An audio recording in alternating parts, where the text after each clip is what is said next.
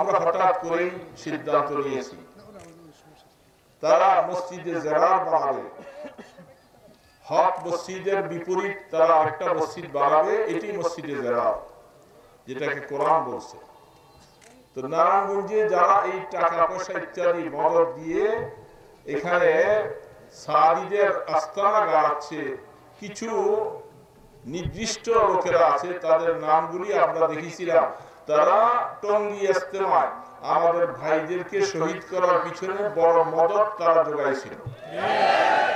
এই লোকগুলি আস্তে আস্তে করে একটার পর একটা তারা এখানে নিজেদের প্রতিষ্ঠা হওয়ার জন্য তারা এখানে মজবুত ভাবে দাঁড়াচ্ছে।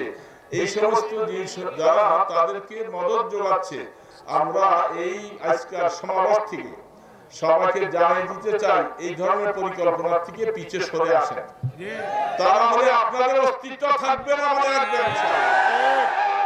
নারায়ণগঞ্জের ডিসিএসপি সাহেব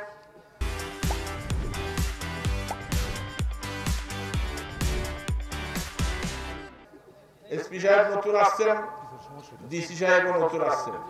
নারায়ণগঞ্জের ম্যান্ডেট আপনাকে বুঝতে হবে। নারায়ণগঞ্জের তৌহিদি জনতা কোনদিন বাতিলকে সাথ দেয় নাই এবং দিবে না।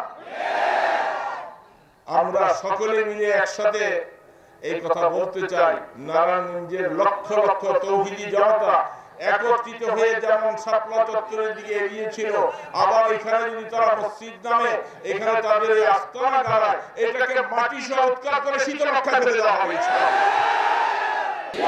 আপনাদের বুঝতে হবে ভাইরা আমার। পাশাপাশি আরেকটা কথা মনে রাখি, তারা বিভিন্ন জায়গায় আস্তানা করছে। সামনে আমাদের জাতীয় ইজতেমা আসছে। আমাদের ইজতেমা হলো কয় তারিখ? জানুয়ারি 31-1-2। তারা পায়তারা করছে, তারা আমাদের পরে ইজতেমা করবে।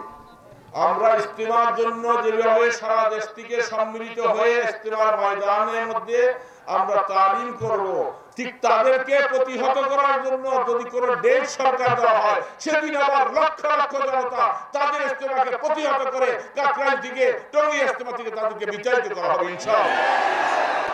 আমি সকল দেশবাসী মুসলমান ভাইদেরকে উদাত্ত আহ্বান করব, আমাদের ইজতেমার পরে সাতপন্থীদের কোন ইজতেমা টঙ্গীর ময়দানে হতে পারে না, মনে রাখবেন।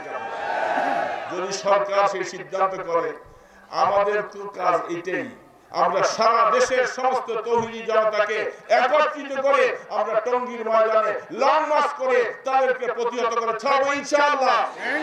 আপনারা রাজি আছেন সবাই? রক্ত দিতে রাজি আছেন সবাই? শুধু ধাম জড়াই চলবে না, যেহেতু আল্লাহ দ্বীনের জন্য মজবুতির সাথে আমাদের মনোবল গড়ে উঠতে হবে। যেহেতু আমি এই কথাটা বারবার বলছি, তারা এখন উপদেষ্টাদের সাথে খুব যোগ সজাগ করছে।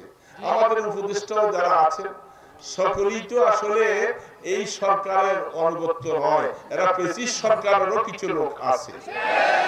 এই জন্য তাদের ঘাড়ে সওয়ার হইয়া তারা চাচ্ছে যে আবার কাকরাইল ঢুকবে, টঙ্গী ইজতেমায় ঢুকবে।